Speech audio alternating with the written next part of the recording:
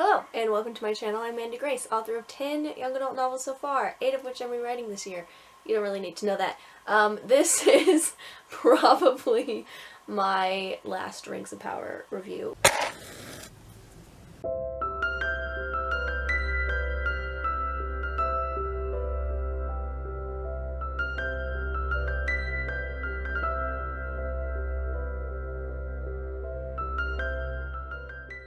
Setting aside the book nerd entirely, I decided to completely ignore the lore. I know it's out of whack, you know it's out of whack. People more well-versed in Tolkien can tell you exactly why and how it's out of whack. I don't care, I'm ignoring it. We're moving on. It's a strike against the show for sure, but we're just, ignore my nephew, setting it completely aside and just watching the show.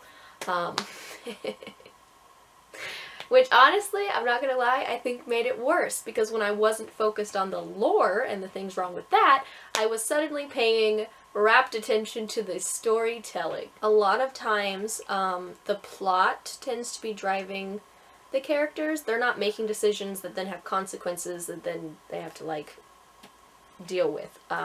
Things are just sort of happening to them. No shade to Amazon or the writers of this particular show. I also used to write stories that were entirely driven by the plot just happening and the characters existing within it. The show likes to build up tension as if something is going to happen and then just let it go, like nothing happens. So you're building and building and building and then they don't give you a climax and it's really unsatisfying. For example, at one point in time, Durin and Elrond run into a collapsing mine. And then it cuts away to a different storyline. And the tension in the story was definitely built. The two of them had like a little argument and then like a vow to each other and there was like emotional things happening and then the collapse of the mine and they're running towards it and you're like, I'm invested in what's happening, and then they cut away, which is fine. Cliffhangers are great, but when you come back to that storyline, you have to pay off the build-up of tension that you have given me, and they didn't pay it off. We came back to that storyline, and Disa is singing, which was beautiful, and Elrond is standing there listening, obviously perfectly fine. And then a minute later, Durin walks in, also perfectly fine, and says, all those dwarves that were stuck in the mine have been brought out alive, because they're also perfectly fine. Like, they just gave you the resolution. There was no climax in the middle. They were just like, build the tension! Also, everybody's fine. Thank you for that very unsatisfying experience. I hated it. And then immediately after that, Durin says that he's angry with his dad. As a viewer, I did not notice that he was any more upset than he always is. Durin's always just grumpy. That's just his state of existence, which is fine. I actually kind of enjoy Durin as a character. He's fine. But he's always grumpy about something, and when he came in and was like, my dad, it did not seem any more grumpy than Durin always is. So I didn't think anything of it, to be honest. And then Elrond went on this whole emotional, impactful speech about his dad being a star now, and he just wishes that he could have one more conversation with him. And like, I was sitting there listening, I was like, I mean, great speech, but like, why are we taking this so seriously, Elrond? He's upset with his dad. Like, why are we like, don't disown your father, you'll miss him. Like, why? But then, immediately after that, there was this big emotional, I was not feeling emotions, emotional apology with the dad. And I was like, okay, apparently Elrond was right and this is a big deal, but why wasn't the viewer told that? Like, why? Okay, so once again, we're given the sort of like resolution of things, right? The apology, which should have been like the big moment, and then right before that was the, like, I don't know, Dark Night of the Soul situation where the character is wrestling with the choices of what they should do. Should we disown our dad? Should never talk to him again? Should we forgive him? I don't know. Like, there's this whole end of the arc happening on screen. But because I, the viewer, did not see the fallout, I didn't see an argument, I didn't see Durin, like, say horrible things, or his dad do something mean, or, like, I didn't see anything from the two characters in question that were apparently fighting, I don't know. dramatic apology scene with the king being like, I love you in spite of your mistakes. I'm just like, what mistakes? I didn't get to see them, and the king doesn't explain what they were. He's just like, why are you giving me the end of the story without giving, I don't understand. In some cases, yes, you can go play. It's fine. Okay, Bye-bye. bye. I love you too. Anyway, in some cases, they build the story tension and then don't give you a climax. And in some cases, they just, like, jump you straight into, the climax resolution. And you're like, what? Why am I supposed to care about this climax and resolution? Because I did not get the building up. Give me a whole arc, okay? Stop giving me pieces of it. I don't understand, and I'm not invested because of it, and it's driving me nuts. Yeah. Also, can we talk about Arondir's situation for a second? The last time we saw him was like this crazy trying to escape scene, and all of his elf friends are dying as they try to escape, and there's all this fighting, and it's dramatic, and we're trying to get out, and at the end of it, everybody is basically dead except for Arondir, and he's dragged back into the pit with the orcs. Which was fine, except that at this episode, he's immediately let go. Like, why? Why? Also, not only is he let go, which makes no logical sense after what just happened. Like, we killed everyone to keep them inside and then we let them go. Why? That doesn't make any sense. But also, not only is he let go, he's given his weapons back? Like, what? That doesn't make sense. I know why they gave him his weapons back, because the writers really needed him to save Theo, so he was going to need to have weapons for that, so they were just like, sure. The bad guys would absolutely arm their enemy as they send him on his way, because that makes sense. Also, can we talk about the rescue of Theo? Okay, so Theo hiding in the well, perfectly fine, right? An orc hears some grunt down in the well when he throws the bucket on him and turns around and looks. He's hiding under the water. Makes total sense. Okay, the orc starts to walk away. He comes back up out of the water with a giant splash and a gasp of air, and, like, the orc doesn't notice that. He heard the grunt, but not the, like, splashing of water and the gasping for air. Like, that was louder than the grunt.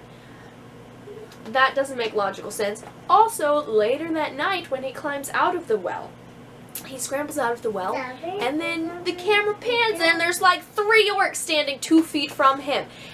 There is no way that they did not see him climbing out of that well, but they didn't because, you know, they were out of frame. Because that's how eyeballs work. It does not make sense. It's like when a toddler closes their eyes and it's like, I'm invisible because I can't see you. And it's like, no babe, I can still see you because that's not how eyes work. It was so dumb. And then he goes wandering through the entire village in the bright firelight. And there's orcs everywhere, but none of them see him because they're blind, I guess. They're just blind. Yeah, the walk through the village definitely bothered me because there's no way that would have worked. But it didn't bother me as much as when he climbed out of the well and the camera panned and was like, oh yeah, there's orcs right next to him. But because they were off screen, they didn't see him. Because that's how that works. Oh my gosh. The logic in this show, it's non-existent. And then there's the escape with Arondir. The entire chase scene through the woods. I do not lie. The entire chase scene through the woods was in slow motion. Slow motion with very dramatic music in the background, and you know what was happening? Nothing. They were running from orcs. You know when you use, like, slow motion and dramatic music? No. When dramatic things are happening. Like, okay, let's take the Peter Jackson trilogy for a second. When Gandalf dies with the Balrog, there's some, you know, tweaking, fancy editing happening as the rest of the Fellowship, I was about to call them a gang, the rest of the Fellowship, you know, stares in shock, and Frodo yells and tries to run back for him, and then he's dragged out of the mountain, and they're all crying. Like, that was a great use of it. Also, I think when Boromir dies, there's some, like, slow motion or some extra editing happening there, too. You know, when a main character is dying dramatically and still fighting off the orcs at the same time. Like, that's a good place for edit, you know, where you don't have, like, 5 minutes. That might be an exaggeration. I only watched it the one time and it felt like an eternity. But anyway, we don't need minutes of slow motion when people are just running. And nothing happened. Arondir wasn't hurt. Theo wasn't hurt. Bronwyn wasn't hurt when she just randomly showed up. Also, how did she find them in the middle of the woods? She didn't know where her son was. Actually, she probably assumed he was in the village because that's where he said he was going to get grain and food and whatnot. So how did she just end up in this random forest exactly where they were? Because the story said she needed to be there, I guess. Just, I couldn't handle it. Bye, Bubby. There was literally no reason for it. And nothing happened. The orcs are shooting their arrows, but, like, none of them are hitting our characters. So, like, why the slow motion? And the extended slow motion that just went on for days. Are you growling because I growled? Yes. Yes. Anyway, and then at the end of that scene, our heroes break out of the forest into the dawning sunlight, and the orcs stay at the trees growling and being like, oh, dang it, the sunlight. Which actually, side note, I actually really appreciate the way that the orcs and the sun have been portrayed in this show. I think they actually did that better than Peter Jackson did, not gonna lie. That's 10 points for Amazon. But, that aside, the orcs stand there like, oh no, the sunlight, and Arondir and Bronwyn and Theo just stare back.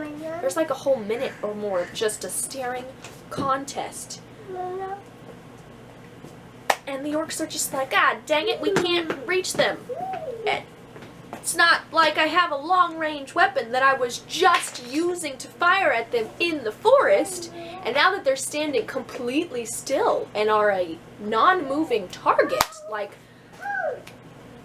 I won't use the bow and arrows because logic? I don't know. And then after they start running again, there's more arrows flying. I mean, did the creators and writers of the show and the editors and whatnot, like, did they think I wouldn't notice that the arrows stopped flying for an extended period of time? And because I did notice and they did stop shooting, like, I need a reason why. People don't just do stupid things, okay? My nephew is completely throwing the blankets everywhere here. Anyway, people do things for reasons. Sometimes they're outlandish reasons, what words are hard, or they're, like, you know, irrational, maybe, but there's still a motivation behind what they're doing. I cannot think of any good motivation why the orcs would be shooting arrows at their running targets and then stop shooting arrows and be all grumpy and like, dang it, we can't reach you, when their targets are standing perfectly still. Also, side note, we have seen this particular group of orcs kill an elf at a distance by throwing an axe during the escape scene in the previous episodes, right? And you're telling me that as they're standing there like, dang it, we can't walk into the sun and we can't use our bows for who knows what reason, and we can't use our axes, which we have thrown and killed people with for who knows what reason, while our targets are standing there perfectly still for minutes. None of this makes sense. The only reason I can come up with is the writers just wanted it to be a dramatic chase scene, but didn't know how to, like, get their characters out of it without abandoning logic. Also, can we talk about how the Queen Numenor openly to her people? I mean, there's potential that she actually is more sympathetic to elves. She seems like it. But to her... Talk too long! Anyway, to her people, she is not friendly to elves, and not friendly to the faithful who are friendly to elves. So, like, publicly to her people, that's who she has presented herself to be. When she changes her mind at the end of the episode, she gives her reasoning for her change in mind to her masses, being the tree and the blossoms falling and the, like, bad omen that is. Except that she, according to what she has told her people, doesn't believe that, and the majority of her people don't believe in that tree omen So it's not, this crowd of people were like ranting about hating elves, and also the elves are coming for their jobs, I guess, which was a stupid argument, but whatever. Yeah, there's a whole like mob mentality with the people of Numenor right now that are like, we hate elves. We don't want anything to do with elves. Blah. She changes everyone's minds just being like, oh look, the tree is crying. To the people who don't believe in that. I don't know, I just felt like using the tree omen to convince her people who don't believe in the tree omen did not make any sense whatsoever. And then everyone in Numenor is like, yeah, we'll go with you. And I'm like, why? I need reasons. If there is a reason, then give it to me so I can be like, okay, yeah, that makes some sort of sense, even if it's irrational or outlandish. Like, people have motivations for what they're doing. And I'm not seeing it on screen. Okay, let me stop ranting for a second and read my notes on this episode and see if there was anything else that I thought was dumb. There's a line in the original trilogy where Elrond is talking about Aragorn and his people. He's in exile, whatever. He describes men being scattered, divided, leaderless, whatever. And then there was a line in this show talking about the exiled king Halbrand and talking about his people being scattered and leaderless. And I was just like, first of all, plagiarism, and second, why are we comparing Halbrand, who might possibly be either Sauron or the Witch King or the ghosty dude in the mountain, like any of these bad guys? Why are we making a comparison here, a very direct comparison to Aragorn? I do not understand, and I don't like it. Let's see. Oh, editing things that were weird. There's a real, like, close-up pan on Elrond's lips when he's saying a word. It's not a very interesting word. He's talking about the mine that then collapses, and then there's a really unsatisfying resolution when no climax. But anyway, while talking about the mine, it just zooms in on his lips for some reason. I don't really understand that. Oh, at the very end of the episode, Halbrand is seen just free, wandering around. Why? He's been in prison the entire time, and all of a sudden, with no explanation, he's suddenly free. Why? You have to explain these things, people, or your viewers will sit here being like, this is stupid. Was there anything else? I think that might have been everything. Oh, there was a very, like, jarring editing thing in the very first scene of the episode, which just felt like a mistake. The queen is holding a baby and then handing the baby to her mom, but you get the clip of the mom, like, standing up and the queen still has the baby, and then it switches to a different angle and suddenly the mom has the baby and the queen's walking away, and I'm just like, the baby knows how to teleport. I don't know. Things like that happen in shows all the time, but it was just very jarring, okay? Basically, I don't like some of the editing choices in the show, like the slow motion chase scene that meant nothing, and the close-up on the lips, which was just weird. Like, there's various things in the show, editing-wise, that I'm just like, but why? This is pointless. And then there's storytelling aspects that I think are stupid. And I think I'm allowed to say that because I write stories for a living, and I have been studying the craft of writing for 3 years now, obsessively. I read a craft book every single month, and then I also, with my writing group, we have different workshops and lessons once a week, and, like, I have essentially been, like, taking an informal education for 3 years on writing, and I'm pretty well versed in it at this point, and I find this show to be very poorly written. I think there's potential there. I don't think it's completely hideous. I think I've definitely seen worse things on television. But it's not good.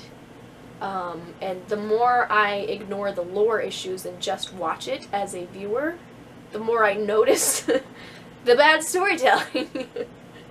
They're just like, huh? Also, this last episode, we didn't get anything of Nori and the Stranger, which is the only storyline that I was actually emotionally invested in, and so that made it that much harder to not notice things wrong, because when I'm not emotionally invested, I'm, like, analyzing what I'm watching instead. Oh, gosh. Yep, that's basically everything. Yeah, I don't know. I don't think they're good at telling stories. And obviously the lore is all messed up, which I didn't talk about this episode, mind you, this video, whatever, because we all know it's an issue. But there are also other issues with the show, and I think that is a big reason why it's kind of flopping, or like so many people are ranting about it and angry about it. Peter Jackson's trilogy had lore issues. Don't get me started on Faramir, we'll be here all day. But the changes that he made to the story, while I might not agree with them, he made them make sense story-wise. I despise the change to Faramir. I really do. I complain about it literally every time I talk about Peter Jackson's trilogy. But if I was just a watcher of the movies and hadn't read Tolkien's books, I wouldn't be confused as to what Faramir was doing, because he's set up from the beginning to be the younger brother with daddy issues. And everything he does is like trying to prove himself to his father or live up to his better brother or whatever, and like, yeah, so it makes perfect sense for movie Faramir to want to take the ring to his dad. But movie Faramir also is a good guy with a good heart and a good head on his shoulders. So when he like realizes what's happening and he decides to let Frodo go, it still makes sense story-wise for the movie Faramir, because his motivations and like who he is as a character was set up, and then everything he did after that lined up with who he was presented to be in the movie. It doesn't line up with his book counterpart, but that's beside the point. So I feel like even though there were a lot of different aspects and story things that were changed in Peter Jackson's films, which some of them are annoying and I absolutely despise, I feel like it's easier to forgive the Peter Jackson films. Like, I sit down and watch them quite happily, cheerfully. I love those films. I think it's easier to forgive because it's still a good story. Like, the changes that he made, for better or worse, he made them fit into his story, so that characters were not acting wildly outside of what the viewer would understand them to be, and their motivations were still clear and present in every action that they were taking, and like, it's a good story. The original trilogy is a well-told, well-presented story, even where he deviates from Tolkien. Shame on him. It's still a well-told story, which I think is why it's easier to forgive the mistakes, whereas with the Rings of Power, it's not feeling like a well-told story. So it's much easier to just harp on it and being like, well, the story is stupid and the lore is wrong and we hate all of it, you know? Like, I feel like if it was a well-told story, it might be a little easier to stomach the massively changed lore. But it's a bad story. So, here we are. Anyway, yeah, this is probably my last video on the topic, because there's only so much I can complain about, you know? I mean, we've talked about the lore being wrong, we've talked about the storytelling being bad, what else is there to say? So I think I'm done. I don't know if I'll keep watching the show. I'm kind of feeling tapped out at this point. The last episode, I was just like, what is even happening right now? This is so stupid. So, I may not watch it, or I might on my own time. I don't know. It depends on how curious I am, I guess. But I am probably not making any more videos on the subject, because there's nothing else I can say. Unless something, like, really dramatic happens that I just have to talk about, this is the end, I think, of the Rings of Power reviews. This was kind of fun. I kind of enjoyed this, but I've run out of things to say about it, you know? Like, what can you say after the storytelling is bad, the editing is weird, and the lore is completely wrong?